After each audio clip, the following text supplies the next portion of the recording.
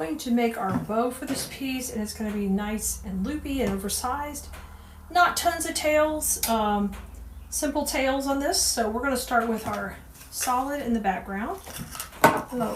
Load it on the spool holder, and I will take and cut this at I cut it at an angle, and we're going to go with a 20-inch tail, which is the whole length of the bow maker. So put that in the center and twist. And I chose a little bit of a goldenrod kind of yellow to pick up these darker yellows that are in this design, because I specifically want this to make sure this design can make it all summer. And this goes to 7 inches on either side. I'm going to do 3 loops in the back.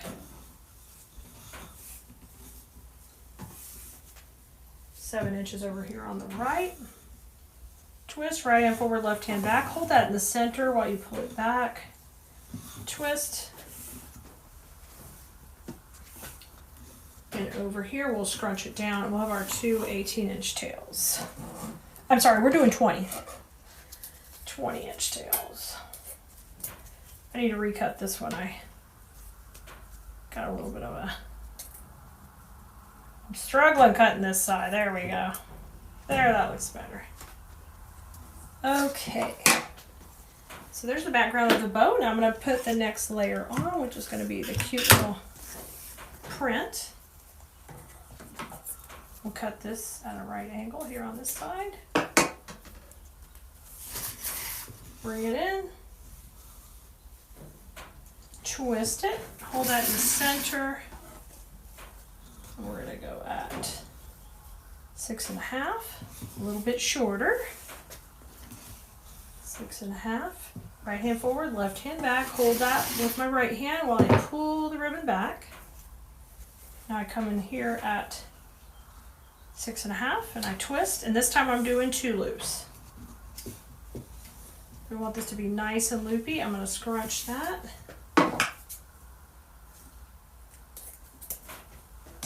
Cut those to the same length. Now spread this out, and you should see it kind of coming together. That's so pretty. All right, now we're going to come in with our yellow again, and this time I'm going to have a tail go up. I want it to be about 8 inches. Twist, that tail will go up. Hold it, and we're going to do a couple of smaller loops now at 5.5. Twist, twist, 5.5. Scrunch, tail coming down. 8 inches. We're going to do the same thing with the white background.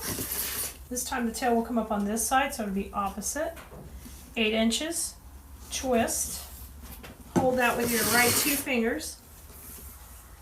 We're going to make 1 loop here to match that other one at 5.5. So these are kind of going to sit right next to each other. 5.5. Make sure you fix that twist. And then we're going to scrunch it because we don't need it to twist. And I'm going to have an 8-inch tail coming down, which just should match your last tail right here. Perfect. So these kind of just work opposite each other, where this one's opposite this one. And that looks really super cute. Or you can twist them. That might be more fun, where the yellow goes this way and then the white goes that way. Whichever way you like. It's just fun. Now it's time to take it off the bow maker.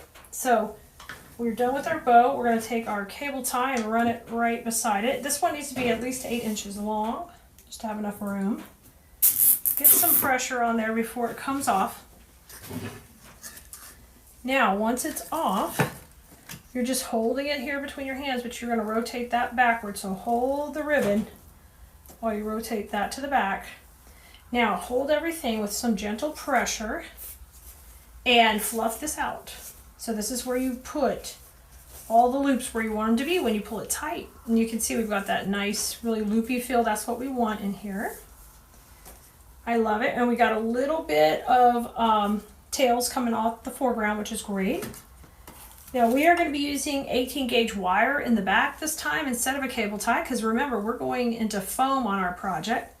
So I don't need this super long. I can trim it, but I'm just going to kind of put it where I've got about 4 or 5 inches going to poke out, and then pull that tight. Not 4 or 5 inches, like 3 inches. Sorry, that's about 3 inches. And then cut this side to 3 also. And then we're going to trim this.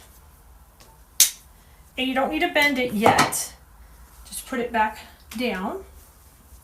And if you forget to do that, or you want to use a bow that you've already made, you can slide that wire in the back. But when we know what we're doing, we can add it to it during the process, right? Now I'm going to cut about a 10-inch strip of ribbon. And if you'll just fold that on itself, it'll get nice and skinny, like this.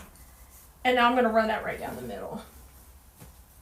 Scooch over, guys, and just watch where you want those tails to be before you tie your knots on this, because they might crimp it a little. So just watch where you want those front tails to be. I'm happy. Got that beautiful yellow going right down the center. I'll put a couple of knots in. And then I'll trim this little nub off.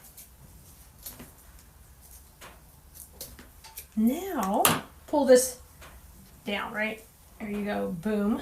And that is how you're going to attach it into the foam. And voila!